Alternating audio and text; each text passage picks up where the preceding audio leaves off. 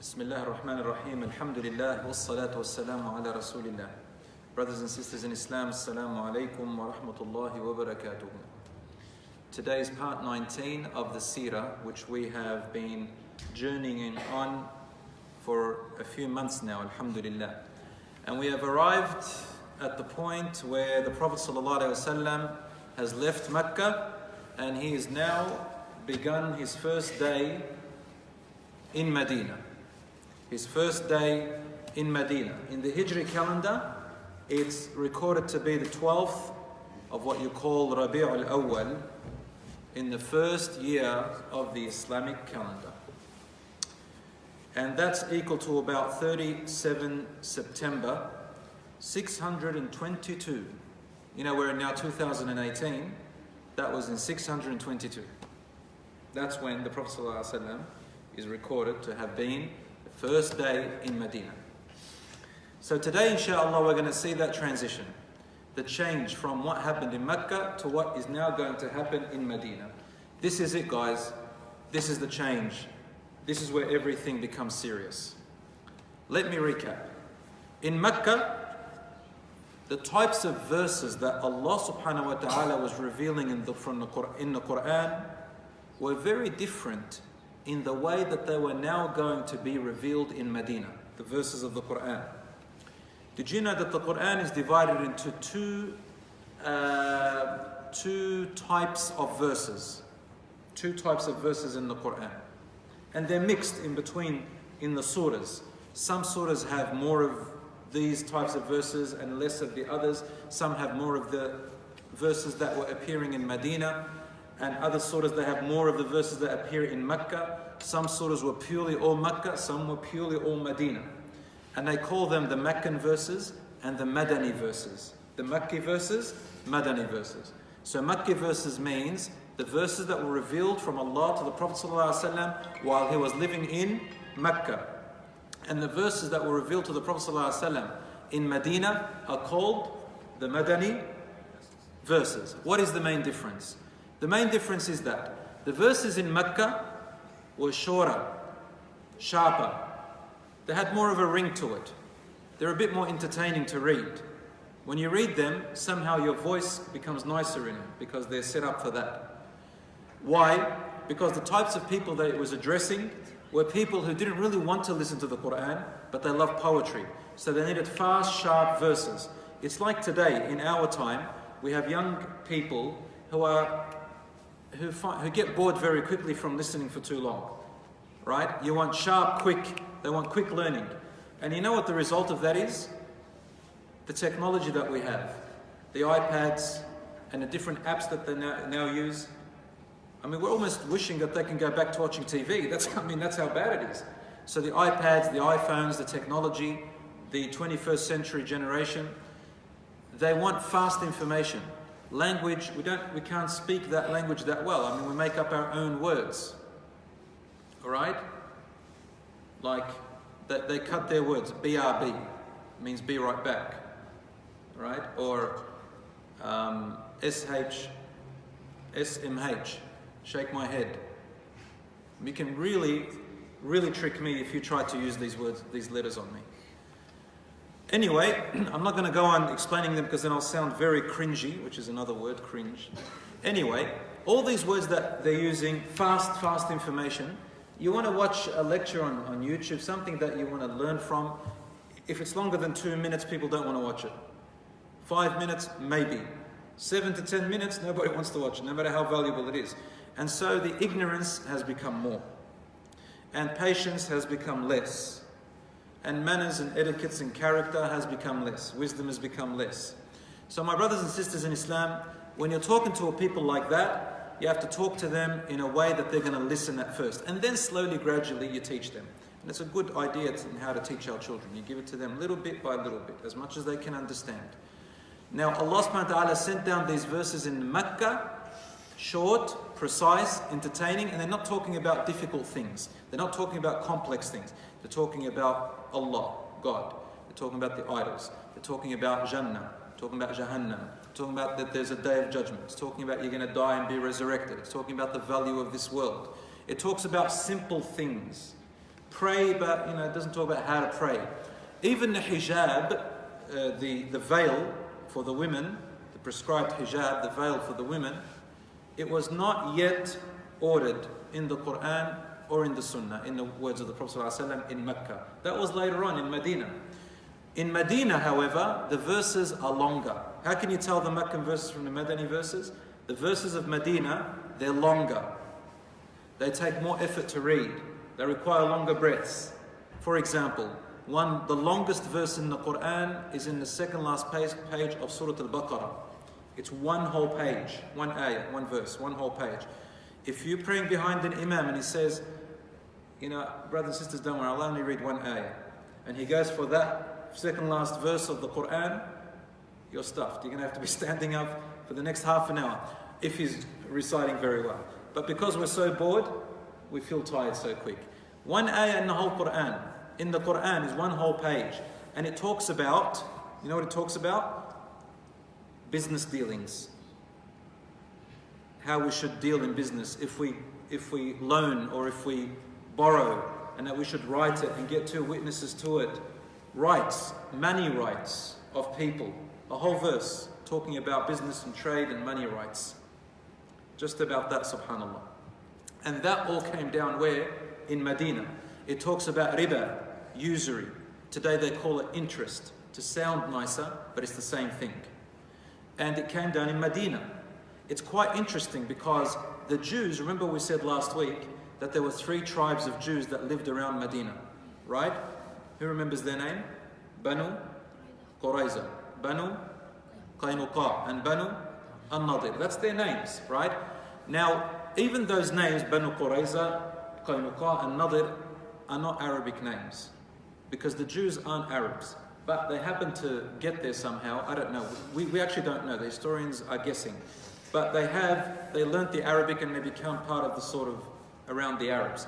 But anyway, they were dealing a lot with riba, usury. When I say riba or usury, what I'm saying is like the equivalent of today saying something like interest. Interest is one type of usury, riba. And the Jews over there, they used to really survive off riba and usury, interest. And it's quite perfect that Allah subhanahu wa ta'ala sent down those verses there. Because the Arabs didn't really trade like that. I mean, they did gambling. And the verses of gambling came down there. They loved alcohol. The verses of alcohol came down there. So stuff that they can understand, right? The verses of the Quran in Mecca were also about the Muslims practicing in private worship. Improving yourself. You know the word jihad? It has 2 meanings. The first meaning is what we like using here when we're living among Western people who, not just Western people, in the non-Muslim lands where they do not declare war against us, where you're allowed to live in safety and they're not at war with you. You're at peace and they allow you to practice your religion.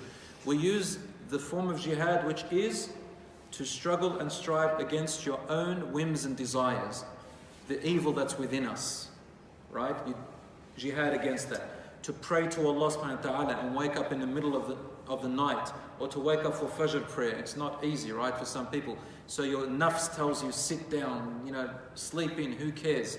And you get angry, you get upset, so you have to have a mujahada. You have to make jihad against yourself. You have to say to it, no, I will fight you and I won't let you win. You become selfish and you fight it, you're not going to become selfish. You feel angry, you want to bash someone, you want to insult someone, you want to humiliate someone, you want to send some humiliating or insulting text messages to someone, and you fight yourself and say, oh, hold on to it. You can't forgive someone. You say to yourself, listen man, you've got to try and forgive. I won't let you enough, so I won't let you make me a bad person. Okay, everybody wants to strive like that. So these verses about that type of jihad were in Mecca for the first 13 to almost 14 years. But there was no physical jihad, like as in to fight an enemy that fights you. All this time the Muslims were being fought, they were massacred, they were being tortured, they were being killed, but no verse to defend yourself and fight back and take up arms was revealed yet. None of the Meccan verses. The Madani verses, now it was time. The different type of jihad was to be applied. And the type of jihad that is going to be now called upon in Medina was a jihad of defense. that the Muslims were now allowed to take up arms to defend themselves physically, violently. The word violence sounds bad, but there's good violence and bad violence. You might be saying, what? There is no such thing as good violence. There is good violence. If you are defending yourself against an attacker and is holding a weapon against you, you need to use violence. We have self-defense. Any type of self-defense that you use teaches you violence, a form of violence, but it teaches you to discipline yourself and use it in the right, not in the wrong. That's the only difference. Every country has a right to defend itself against the enemies and to defend its borders, especially if there's a threat of an open enemy. So it makes an army and it buys weaponry and it trains its soldiers to take up arms. That is in order to protect its country and its civilians. That sometimes they have to be violent. If they have to, then we call this good violence. In order to protect, to uphold and not destroy the country, right? So now the Muslims were in Medina, and the Muslims now were able to establish their own land, their own government, their own nation.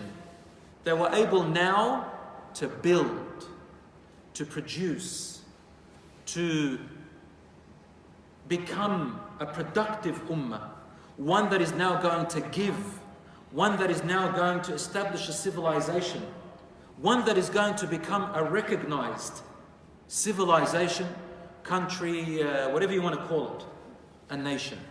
And you cannot become a nation by just sitting aside in the corner without being involved, get ready for the word, in politics. This day and age, when we say politics, it means ugly. We say, don't mix politics with religion.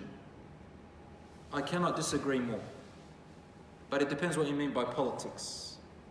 If you mean the political world, like the liars, the scammers, the cheaters, the hypocrites, they promise you one thing and do another. They cheat the system in order to get leadership and for their party to win under any circumstances, then that is not the politics I'm talking about. There is also, just like there is good violence and bad violence, there is also good politics and bad politics. Everybody needs politics, but there is good politics. When you talk to someone in order to diffuse a conflict between you and them, a fight, you need to use what you call politics. You need to change your language. You need to probably sit down and encourage communication. You need to be able to listen to what their point of view is and they listen to your point of view. And you come to an agreement. Or you may sign a contract. Or you may put in some laws and boundaries in place. Sometimes you need politics with people. You need to, change your wording around in order to establish something that is in the benefit of everyone. So Islam now in Medina has to go into politics. They have to establish a government. They have to establish rules. They have to establish new laws. They have to be able to create a civilization. They need to train themselves. They need to protect themselves. Because who is out there that is still wanting to destroy them? The Meccans. They're fugitives, man. They ran away from them for 14 years. They're not going to let them go. So it'd be very stupid for a Muslim to think that they just sit down and let anyone attack them, let anyone beat them up, let anyone bully them. I mean, in school, as a teacher, we teach our kids, the students, how to face a bully. If a bully in the classroom keeps bullying someone else in the classroom, then you can't be a bystander. A bystander is someone who is helping the bully. You have to help the victim. So when you stand up with the victim and you reply to the bully, then you are doing good. You are protecting. You are taking up, strength. Is that correct? Isn't that correct? Okay. So my brothers and sisters, the Muslims have to now get up in a different way to what they were in Mecca. They now have to face and get some bravery and courage and train how to defend themselves and how to fight. And they have to establish a government with its laws and get themselves a proper identity. And now, the world is soon going to be forced to respect them. And truly they deserve respect. I want to make a very important point before I go on now to what happens in Medina. Very important point. Brothers and sisters, a civilization, a country, a people, a government, whatever you want to call it, an empire, whatever you want to call it, it is not judged as a civilized nation by its technology and its money and the way it looks. A country is not a civilized country based on how many cars it produces, how many tall buildings it can make, what new technology it brings, what new computer systems and programs it adapts, how they can create hovering cars, how they can... This is not how a civilization really is respected. A civilization is respected. Well, it can be respected with that because it's helping people. But there's one foundation, and if it doesn't have it, it is not a good civilization. It is justice and fairness and upholding the rights of its citizens. Justice, fairness, and the rights of its citizens. It is a fair government. It is a people who uphold justice, who are fair, who do not favor, people having laws different to others, applying what we call a hierarchy, like the Pharaoh system. Ever heard of Pharaoh system where they built the pyramids? Hierarchy. If you're on top, you belong to the king or the Pharaoh, then you got special privileges. And if you're at the bottom, you're a peasant, you're a slave. You don't have the same rights. That is not a civilization. And Pharaoh in Egypt, they built among the most technologically advanced buildings, the pyramids. Even till today, they can't work out how they built them. But was it a good civilization? No. It was a corrupt, oppressive, one of the worst that ever came about. Isn't that correct? So a government and a civilization is judged by its justice, fairness, and upholding the rights of its citizens, not by its good looks. Okay, brothers and sisters? And that is what Medina is now going to be established as. Before the high buildings, and you're going to see, subhanAllah, it's so interesting how the Prophet ﷺ's mosque was built. The most important structure in the history of Islam after the Hijrah was the most important building in the history of Islam is the Masjid of the Prophet ﷺ, which was the first thing he built in Medina. And you're going to see that it was so primitive, so simple, when they could have made it so beautiful, so creative and architecturally amazing, but they didn't. Because there's something that is going to establish. And this, my brothers and sisters, now, I need your attention. This is what makes us or breaks us as a community. Right now, we're not a nation. We're not in Medina. We can't make a government.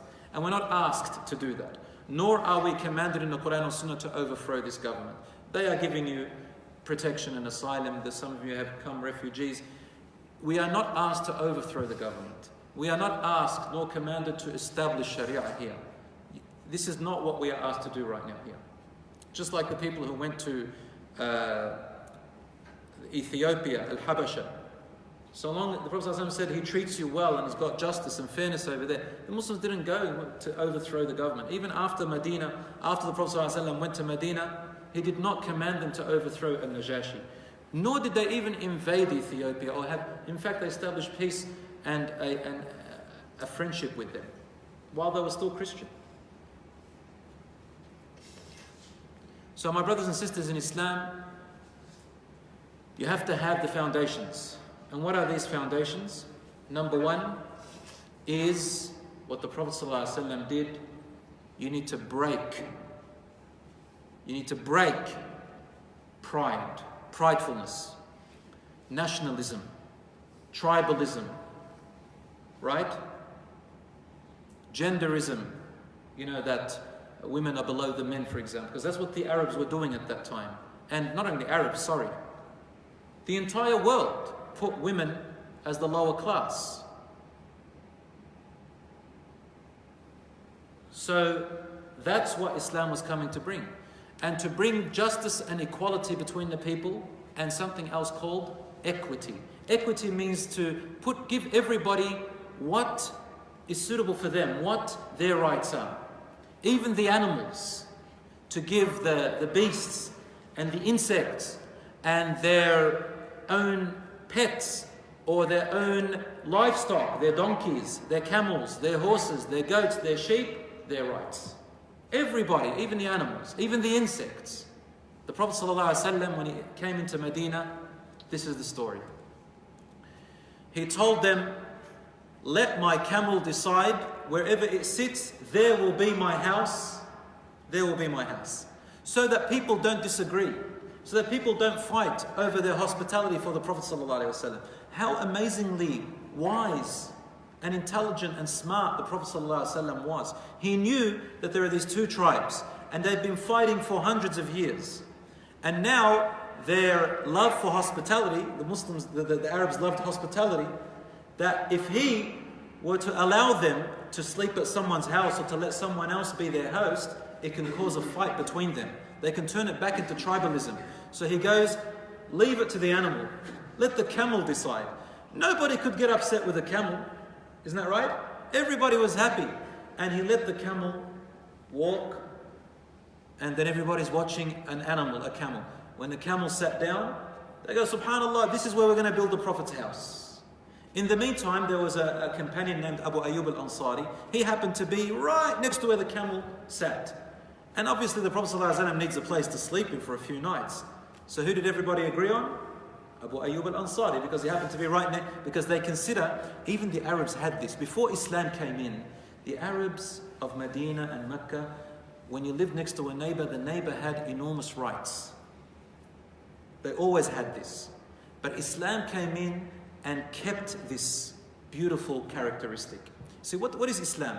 Islam wasn't really all that new. Hijab wasn't new, Salat wasn't new, fasting wasn't new, the rights of neighbors wasn't new, the 10 Commandments wasn't new. None of it was new. But people had forgotten and their desires came in and some of them made up some other rubbish. What Islam did was, whatever was still good, it kept it. Allah just said, and your neighbors, give them their rights. There's a hadith from the Prophet ﷺ, he said, Sahih hadith in Bukhari and Muslim, he said, and you can see this in a book called Riyadh al-Salihin. He said, Jibreel alayhi salam kept on reminding me about the rights of my neighbor and that I must treat them well, even if they're not Muslim, even if they're not Muslim. Your neighbor's not Muslim, they still have enormous rights upon you. A neighbor is someone on both sides, or in front of you, or behind you. And the ulama said there are about 7 houses down on each side. They're all your neighbors. They have enormous rights upon you. So the Prophet ﷺ said, Jibreel alayhi salam kept on reminding me about the rights of my neighbor, so much that one day I thought he's soon going to tell me that when you die, your neighbor inherits you as well. He takes your money and your house and everything. That's how much the Prophet ﷺ, obviously Islam doesn't say that, your neighbor does not inherit you. But the Prophet ﷺ is emphasizing how much a neighbor has a right. To the point, if I just take 1 minute on this, especially if the young ones here will know insha'Allah ta'ala, Islam and Muslims have to be the greatest example. Anywhere we are, anywhere we go, here in Australia, in America, in UK, in Lebanon, in Syria, in China, anywhere you go in the world, the Muslim must be the greatest role model of treating the neighbor well, even if they are not Muslim at all. Yelling in the backyard at night is harming the neighbor. Throwing, obviously, allowing rubbish or whatever to go to the neighbor is harming the neighbor.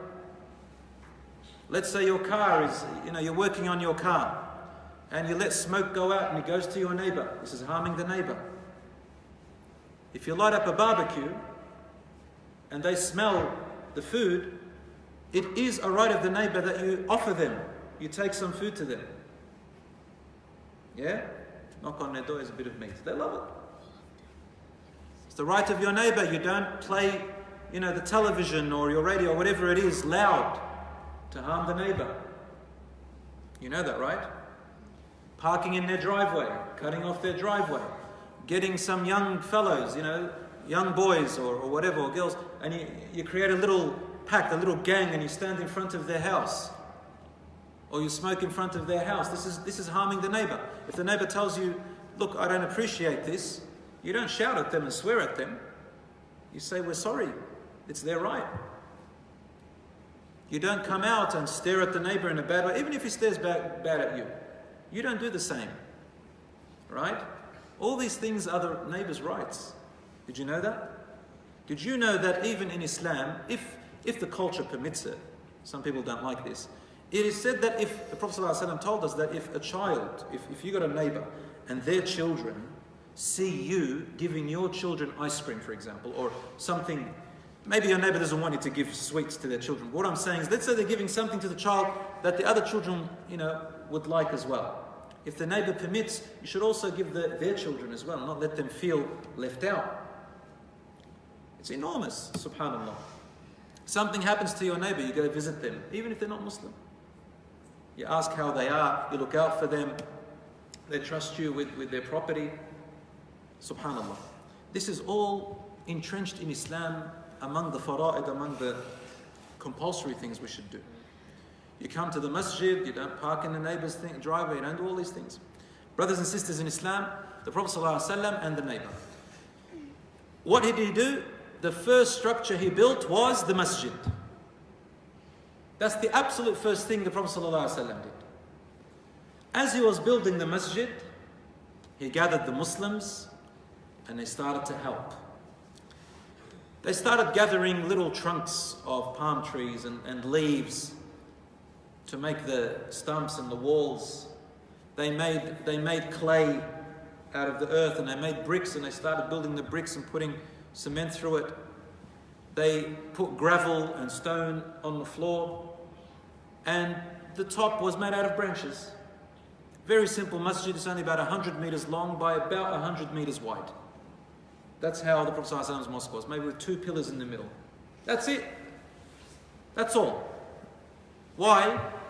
Because it's not how the mosque looks like. It's what you do in it. It's what you do in it. It's what it does for the community, what the community does in it. Listen to what Allah said. إِنَّمَا يَعْمُرُ مَسَاجِدَ اللَّهِ. As a matter of fact, those who build the mosques of Allah, the places of worship of Allah, إِنَّمَا يَعْمُرُ مَسَاجِدَ اللَّهِ. It doesn't say the engineers, the builders, the architects. It doesn't say that. The ones who build the masjids of Allah, مَنْ آمَنَ بِاللَّهِ وَالْيَوْمِ الْآخِرِ, are those who truly have faith and belief in Allah and the hereafter and so on. It's your iman, it's your Islam, it's your character, it's your brotherhood, it's your deen that you carry with you into the masjid that builds the masjid.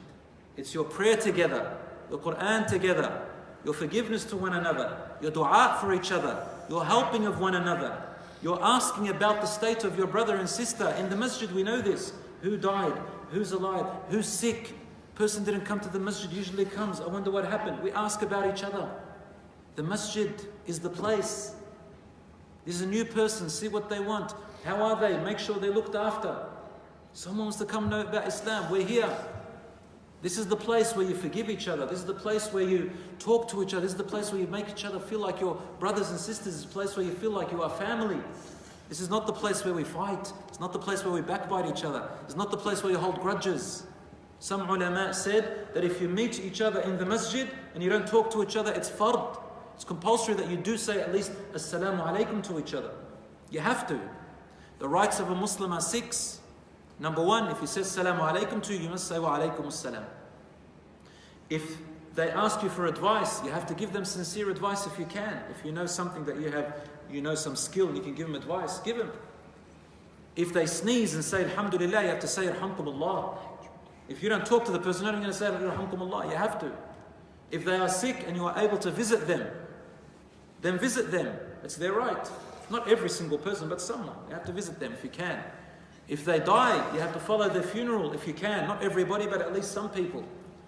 If he invited you or she invited you to their wedding and you are able to attend, you should go. These are the rights of the Muslim minimum. And it's strange that we come to the masjid and what do? I don't want to see this person, I don't want to see that person. Some of us don't want to go to the masjid because we don't want to see certain people.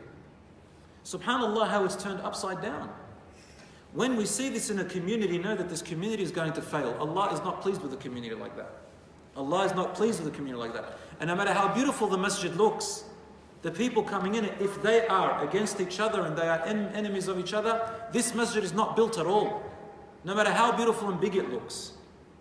And no matter how unattractive it looks, if the people coming in there are brothers and sisters and they love each other and look out for each other, make each other feel welcome. They make each other feel like you are really a family, inshaAllah, then that is truly a built masjid. It's the most beautiful, more beautiful than any building in the entire world. It's better than the building in Jannah. Wallahi, it's better than the palace in Jannah. That's where you feel your iman, connection with Allah. And that's why Allah called it the house of Allah. It's not your house, it's not my house, it's Allah's house.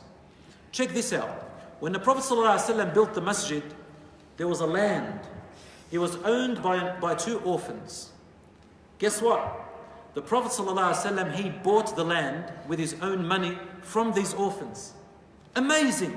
How is it that the Prophet ﷺ is always the first to seize the opportunity to donate, to buy from those who are in need? Like, imagine you went back in time right now, 1,400 years ago, and you wanted to look for the Prophet ﷺ. You don't know what he really looks like. You don't know where he lives. I mean, you're living 21st century. Go back 1,400 years ago. You don't know where you are. But there is one way you will always, the biggest hint in how to find the Prophet ﷺ. You know where you got to look for? Huh? Good boy. Good boy. You have to look for the poor people. Where are the poor people? Where are the orphans? Where are the ones wearing ragged? Where are the ones who are in need? Where are the ones who don't have homes? Where are the ones who are hungry? And there you are most likely, if you hang around long enough, not even long enough, maybe not even throughout the quarter of the day, you're going to see the Prophet ﷺ. And Rasulullah ﷺ used to say, the fuqara, the poor people of this world, are the most abundant in Jannah.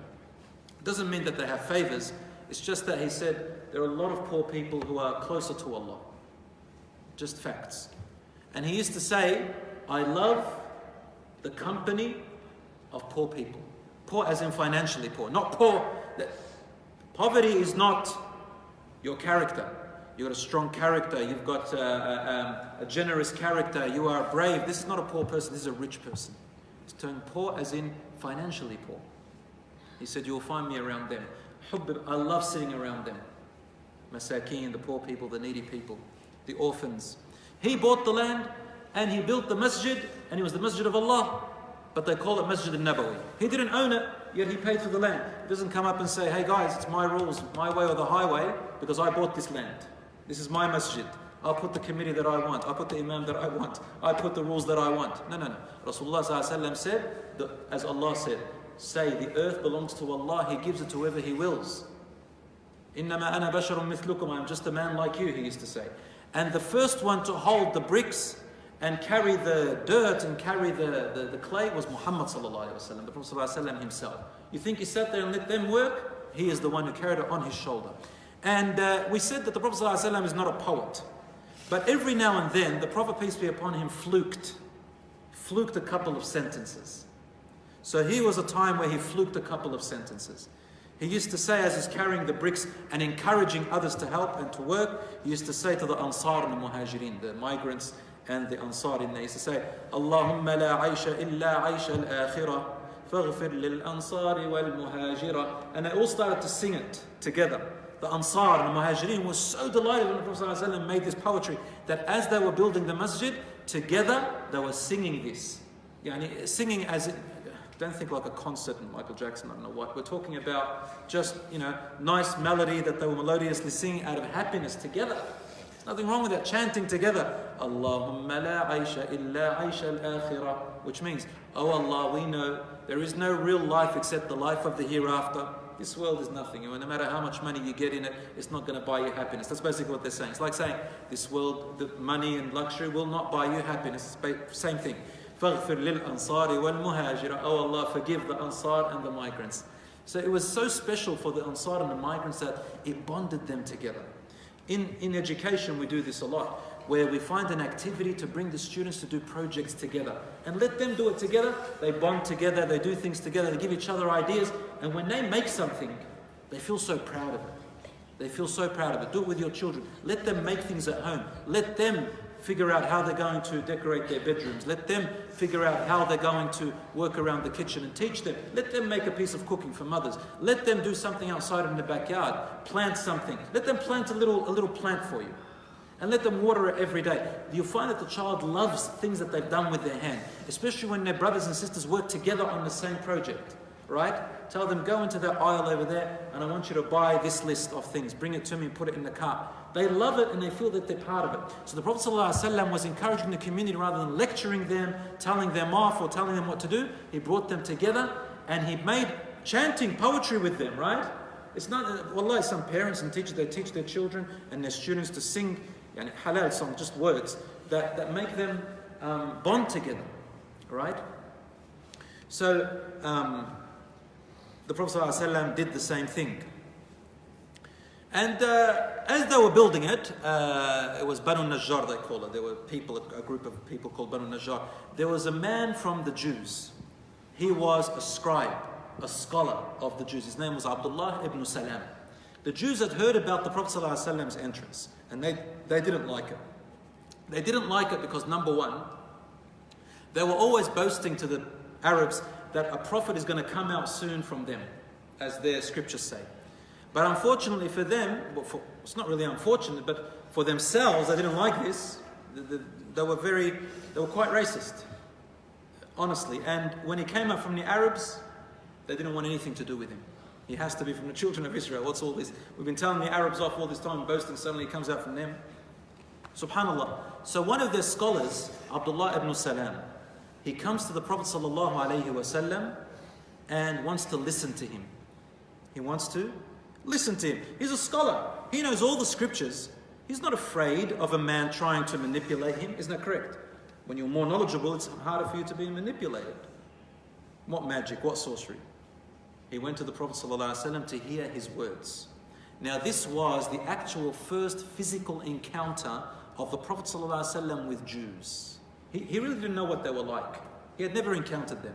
They were neighbors and he wanted to establish peace with them. But now he's going to learn what type of character those neighboring Jews had. So Abdullah ibn Salam comes up, a scholar of the Jews, and he listens to him. He goes, I listened to only a few words from him. And from the moment I saw his face, I could tell from my skill.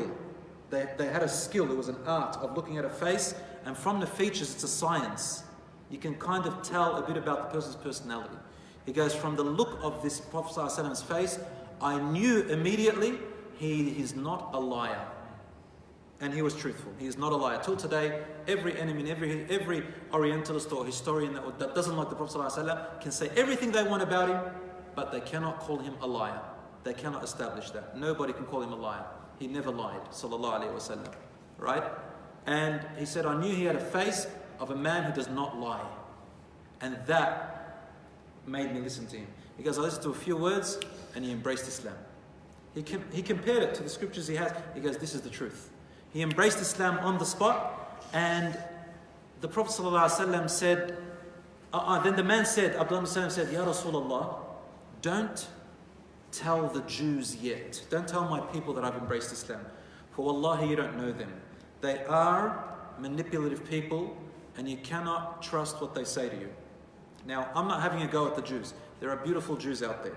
Okay, we don't judge the Jews as a whole, but those who do the wrong, we judge them.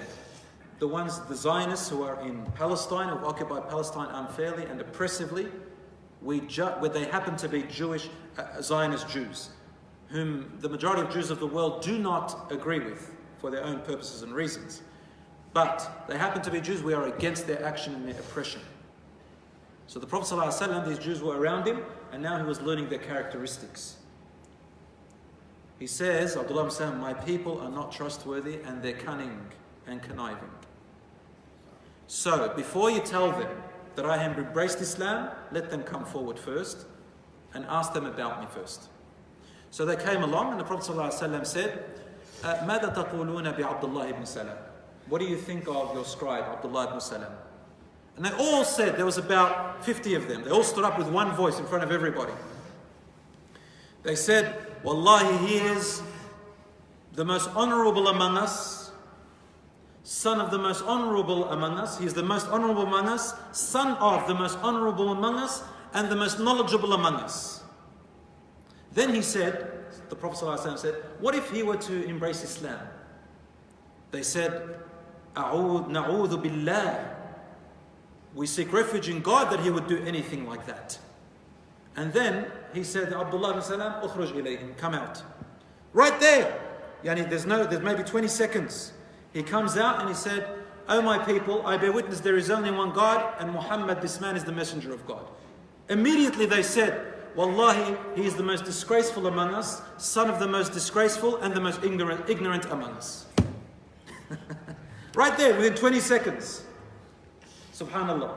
Most honorable, now the most disgraceful. Son of the most honorable, son of the most disgraceful. The most knowledgeable, now the most ignorant.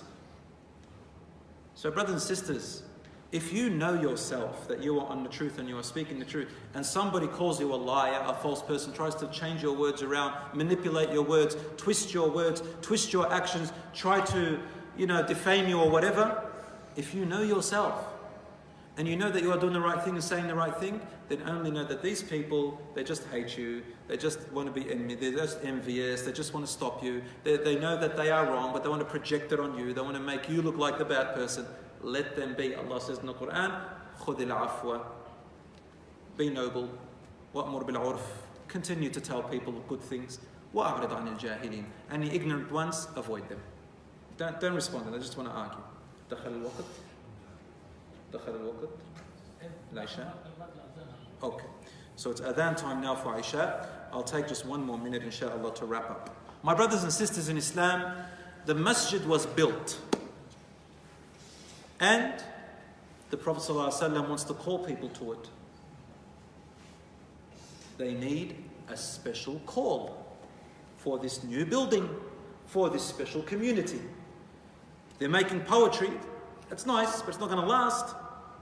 And subhanallah, there are different narrations. I don't know which one's true, but in one of them, that one of the companions, I forgot his name, he slept and then he woke up. And he came to the Prophet ﷺ in the masjid and said, Ya Rasulullah, he slept in qaylula, siesta, in the middle of the day. He said, I saw a man standing beside me. And he was saying this, and this, and this. He was saying, Allahu Akbar, Allahu Akbar. And telling me to repeat, and I was repeating after him. Then Ashhadu an la ilaha illallah. Then Ashhadu anna Muhammad Rasulullah. Hayya ala salah, Hayya ala salah, Hayya ala falah, Hayya ala falah. Allahu Akbar, Allahu Akbar. La ilaha illallah. Come to success, come to prayer. There's no God but Allah. Allah is the greatest. This is the adhan. And the Prophet ﷺ, he called Belal. He said, Ya Belal, come here. Walk with him. He was an Ansari. The man was from the Ansar. Walk with him and climb up there. A little bit of a tower. And Belal, and you, the Ansari, tell Belal what to say, and he will say it after you. Ya Belal, call because you have a loud, reaching voice. So technically, the first person to call the adhan was really not Belal radiallahu anhu. Inshallah, next week I'll try to remember and get you the name of this Sahabi. Right? As he was calling the adhan, he called and people gathered. Umar radiallahu anhu, there's a funny story about him. Umar, you'll soon know his character. He comes running, barefoot. His top was barely on him, like you could see part of his shoulders, part of his chest. And his izar, you know the izar, the thing they wrap around? It was half off. He was holding it like this. He says, Ya Rasulullah, Ya Rasulullah. In a big voice. I saw that dream, I saw it. I saw the man saying those words. And the Prophet ﷺ smiled and he said, this will be the call of our ummah to salat. And so the adhan was established, my brothers and sisters. The Muslims came to the masjid. And what did he do? It was not time for salat. What did he do? This will be our topic next week, inshallah. We're going to start from here. I'll tell you what he did next week. No? But guess what he did? What did he do? Anyone?